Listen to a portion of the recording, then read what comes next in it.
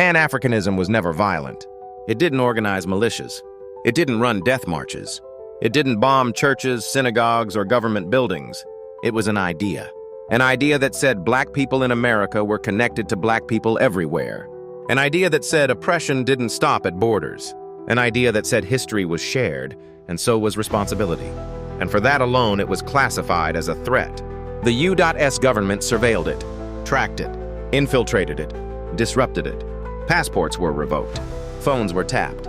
Leaders were followed, discredited, and neutralized. Not because Pan-Africanism promoted violence, but because it promoted unity. Now hold that next to this. The Ku Klux Klan has a documented history of lynching, terror campaigns, assassinations, bombings, and mass intimidation. Not alleged, documented. Names, dates, bodies. And yet for decades it was treated as a hate group, a social organization, a fringe movement, not an existential threat to the nation. Fast forward, Proud Boys show up armed, coordinate violence, publicly celebrate street fights, participate in an insurrection attempt, and still the language hesitates. Extremist, far-right group, radicalized individuals, always individuals, never the system that keeps producing them. Here's the pattern. When white violence organizes, it's framed as a law enforcement problem. When black unity organizes, it's framed as a national security problem. That's not accidental. Pan-Africanism threatened something deeper than order. It threatened narrative control. If black Americans saw themselves as part of a global black story, then slavery wasn't an isolated mistake. Colonialism wasn't foreign policy. Racism wasn't a cultural misunderstanding. It was a system. And systems don't like being named. White supremacist groups are violent but predictable. They don't challenge capitalism. They don't challenge global power structures.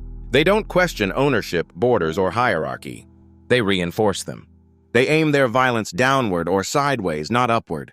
That makes them manageable. Pan-Africanism did the opposite. It connected labor, history, exploitation, and resistance across continents. It linked Harlem to Accra, Mississippi to Johannesburg. It asked questions about who benefits, who extracts, and who makes the decisions. That's why it was watched. Not because it burned things down, but because it connected dots.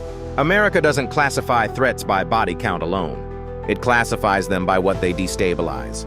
Violence that preserves hierarchy is survivable. Ideas that dissolve hierarchy are not. That's the duality. One group has crosses, ropes, and blood on its hands and is described as a social problem. Another has books, speeches, and a shared identity, and is described as a security risk.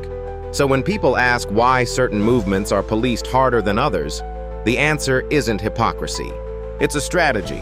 Power is less afraid of rage than it is of clarity, less afraid of chaos than it is of solidarity, less afraid of hate than it is of people realizing they were never separate to begin with. That's the harsh truth. America doesn't fear violence most. It fears unity that knows its history. And that's why Pan-Africanism was treated like a threat, while groups with a long trail of violence were treated like a footnote.